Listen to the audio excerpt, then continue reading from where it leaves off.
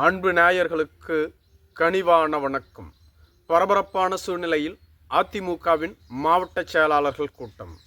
மாற்றுக் கட்சிக்கு செல்ல உள்ள அதிமுகவினரை தடுக்க திட்டம். எடப்பாடி பழனிசாமியின் தலைமையில் அதிமுகவின் மாவட்ட செயலாளர்கள் கூட்டம் அக்கட்சியின் தலைமை அலுவலகமான ராயபுரத்தில் நடைபெறும் என அக்கட்சியின் பொதுச் செயலாளர் அறிவிப்பை வெளியிட்டுள்ளார். இன்று காலை 10:30 மணி அளவில் மாவட்ட செயலாளர்கள் அனைவரும் கலந்து கொள்ள வேண்டும் எனவும் அறிவுறுத்தப்பட்டுள்ளது. இதற்காக இந்த மாவட்ட செயலாளர்களின் கூட்டம். எடப்பாடி பழனிசாமி தேர்தல் சுற்றுப்பயணத்தை தொடங்கி 3வது கட்ட சுற்றுப்பயணத்தில் இருந்து வருகிறார். ஆனால் பல இடங்களில் அவருக்கு ஆதரவாக மக்கள் செல்வாக்கு இருக்கிறது, மக்கள் கூட்டம் அலைமோதுகிறது என கூறினாலும் கூட உண்மையை சொல்ல வேண்டும் என்றால் எடப்பாடி பழனிசாமிக்கு மக்கள் செல்வாக்கு இல்லை, அவராக கூட்டி வரக்கூடிய கூட்டம்தான் அது என சொல்லப்பட்டு வருகிறது. எடப்பாடி பழனிசாமி தற்பொழுதைய சூழ்நிலையில் யாரையும் நம்புவதாக இல்லை. அவரது மகனையே களமிறக்கி உள்ளதாக கூறப்படுகிறது. ஐடி விங்கையும் அவரது மகன் மிதுன் தான் கவனித்து வருகிறார். எடப்பாடி பழனிசாமி எந்த பகுதிக்கு சுற்றுப்பயணம் மேற்கொள்ளுகிறாரோ அந்த பகுதிக்கு ஒரு நாளைக்கு முன்பாகவே மிதுன் சென்று விடுகிறார். அவரோடு 250 பேர் இருப்பதாக கூறப்படுகிறது. அனைவருமே ஐடி விங் மற்றும் கட்சியினுடைய நிர்வாகிகள் மற்றும் அவரது உறவினர்கள் என்று கூறப்பட்டு வருகிறது. இவர்கள் ஒரு நாளைக்கு முன்பாகவே அங்கு சென்று அங்குள்ள மாவட்ட செயலாளர்கள், கிளைக்கழக செயலாளர்கள் போன்றவர்களை அழைத்து எப்படி மக்களை திரட்ட முடியுமோ, அதாவது பணம் கொடுத்தோ அல்லது வேறு விதத்திலோ மக்களை திரட்டுவதற்கு ஏற்பாடு செய்வதாகவும், எடப்பாடி பழனிசாமி வருவதற்கு முன்பாக அங்கு பெரிய கூட்டத்தை கூட்டி விடுவதாகவும், எடப்பாடி பழனிசாமி சென்ற பிறகு அவர்களுக்கு பணப்பட்டுவாடா செய்யப்படுவதாகவும், ஏற்கனவே புதுக்கோட்டையில் நடைபெற்ற மாநாட்டில் அதிமுகவினர் பணத்தை பிரித்து கொள்ளும் வீடியோவும் வெளியாகி இருந்தது. இதுபோன்ற சூழ்நிலையில்தான் எடப்பாடி பழனிசாமி மாவட்ட செயலாளர்களின் கூட்டத்தை கூட்டியுள்ளார். அதற்கு காரணம் பெரும்பாலான மாவட்ட செயலாளர்கள் கூட்டத்தை கூட்டவே இல்லை.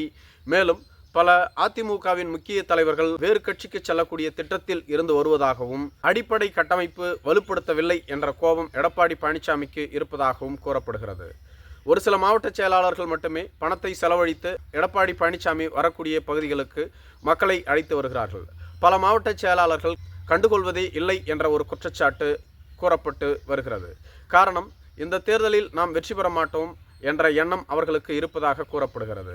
மேலும் பல மாவட்ட செயலாளர்கள் நமக்கு சீட் கிடைக்குமா கிடைக்காதா என்று தெரியவில்லை, ஏன் நாம் இப்பொழுதே பணத்தை செலவு செய்ய வேண்டும் என்று அமைதி காத்து வருவதாகவும், ஒரு சில மாவட்ட செயலாளர்கள் சீட் கிடைத்தால் அப்பொழுதும் நாம் செலவு செய்ய வேண்டும், அதற்கு பணம் தேவை, இப்பொழுது எதற்காக செலவு செய்ய வேண்டும், 18வது மக்களவைத் தேர்தலின் பொழுதே எடப்பாடி பழனிசாமி பண வசதி உள்ள செலவு செய்யக்கூடிய வேட்பாளர்களுக்கு மட்டுமே சீட்டுகளை வழங்கினார். அதே போன்ற ஒரு நிலை மீண்டும் வந்துவிட்டால், நம்மையே செலவை பார்க்க வைத்து விட்டால் நாம் எப்படி தேர்தலை அணுகுவது? எனவே இப்பொழுது செலவு செய்ய வேண்டாம் என அமைதியாக இருப்பதாகவும் கூறப்படுகிறது. இவை அனைத்தும் மிதுனின் மூலமாக எடப்பாடி பழனிசாமிக்கு சென்றுள்ளதாகவும் கூறப்படுகிறது. இந்த விரக்தியில்தான் தற்பொழுது மாவட்ட செயலாளர்களின் கூட்டத்தை கூட்டியுள்ளார். மேலும் எடப்பாடி பழனிசாமி சுற்றுப்பயணத்தை தொடங்கிய போது பாஜகவினர் மிகுந்த ஆரவாரத்துடன் எடப்பாடி பழனிசாமியை வரவேற்றார்கள். ஆனால் தற்பொழுது அதிமுகவினருக்கும் பாரதிய ஜனதா கட்சியினருக்கும் இடையே மிகப்பெரிய போட்டி மனப்பான்மை இருந்து வருகிறது.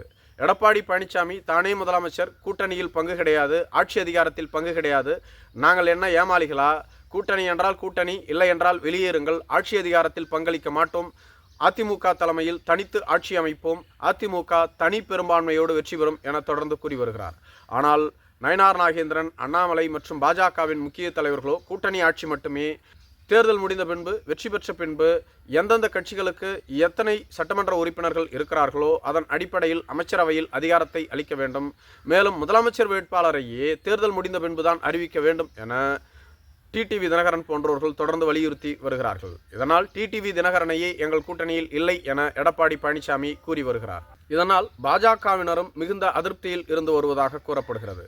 கூட்டணிக்காக நாங்கள் பல கட்சிகளை ஒருங்கிணைத்து கொண்டு வந்து வைத்திருக்கிறோம், ஆனால் எடப்பாடி பழனிசாமி மிக லாவகமாக அவர்களை வெளியே அனுப்ப திட்டமிடுகிறார். இதனால் கூட்டணியின் வெற்றிக்கு பாதிப்பை ஏற்படுத்தும்.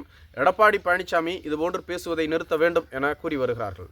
மேலும் மாவட்ட செயலாளர்களின் கூட்டத்தில் பூத் கமிட்டியை ஒரு சில மாவட்ட செயலாளர்கள் இன்னும் பூர்த்தி செய்யாமல் இருந்து வருகிறார்கள்.